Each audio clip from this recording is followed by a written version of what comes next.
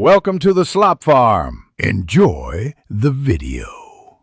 You begin by opening Contacts or the phone app and selecting the person whose call photo you want to change. Tap Edit, then Add Photo or Edit Photo to begin the assignment.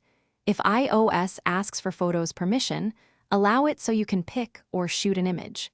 Choose Camera to take a fresh shot or Photo Library to select an existing picture. You do this now because the contact card is the source for caller images, so change it here first to affect incoming calls.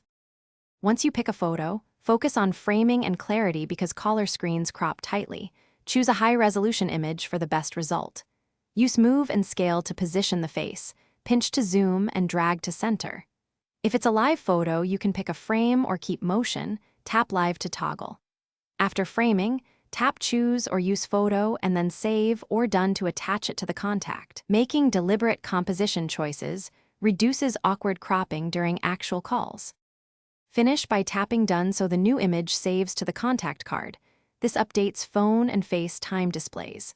Test immediately by having the person call you or call them to confirm the image appears as expected.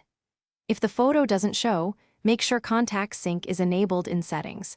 Toggle iCloud contacts off and on, or sign out and back into iCloud.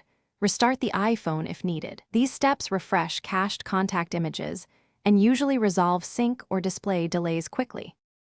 Thanks for watching. Consider subscribing if we helped you today.